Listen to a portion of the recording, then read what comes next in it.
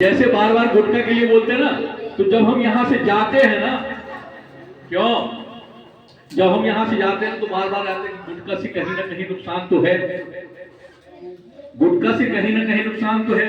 हम गुटखा जरूर खा लेते हैं, 50 रुपए का बिक रहा है, 20 रुपए का बिक रहा है, आखिर हम 20 रुपए खर्च कर रहे हैं, उसकी जगह हम कभी किशमिश नहीं खाते, हम कोई फल खा लें, घी खा लें, दूध पी लें, इस पे खर्च करें ना।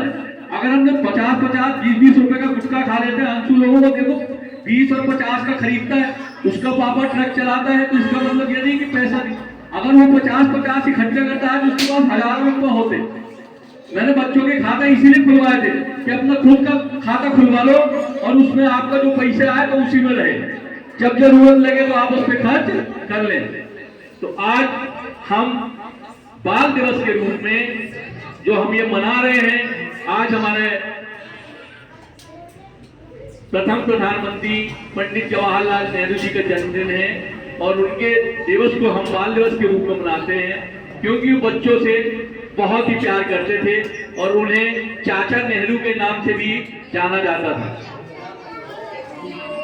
तो हम आज निश्चित कर लें कि यदि हमारे में जो बुराइयां हैं उन्हें हम निश्चित रूप से त्याग दे देंगे। त्यागेंगे तो ठीक है, जैसे सर ने कहा त्याग दोगे तो सुधर जाओगे, नहीं त्यागोगे तो तुम जानो। पर हमारा एक उद्देश्य है कि हमें वो पता है, आप लोगों को भी पता नहीं है कि उसका नुकसान क्या है। तो सर बचपन से बार बार आपको बताते रहते हैं, छोटे छोटे बच्चों को भी बताते रहते हैं कि गुटखा ना खाएं, गलत रास्ते में न जाएं, बीड़ी न पिए, शराब न पिए, यदि पिताजी पीते हैं तो पीने दें, वो भी गुटखा अगर खाते हैं तो उनको भी मना करें। हमने आपसे कहा था कि यदि किसी की चाची हैं, भाभी हैं, यदि आपकी गुटखा खाती हैं तो उनको भी बताओ कि गुटखा नुकसानदेह है।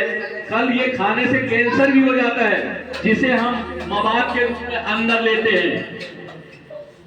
उस समय हम अंदर कुछ लगा नहीं सकते, पर हमारे अंदर फोड़ा हो जाता है। आपने देखा है कि हमारे यहाँ वो देवी सिंह था, उसके अंदर गले में फोड़ा हो गया था और वो ठीक नहीं हो सका।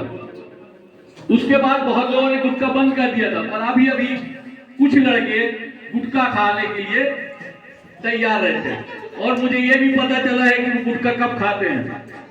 मैं किसी भी दिन क्लास में सर्च करूंगा और निश्चित तौर पे जो लड़का गुटखा खाए रहेगा तो उसके साथ खैरियत नहीं है।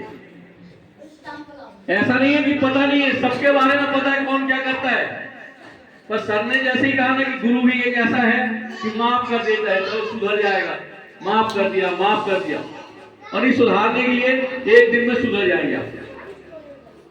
तो हम आज बाल दिवस के रूप में हम में जो कमियां हैं उनको दूर करने का हम संकल्प लें।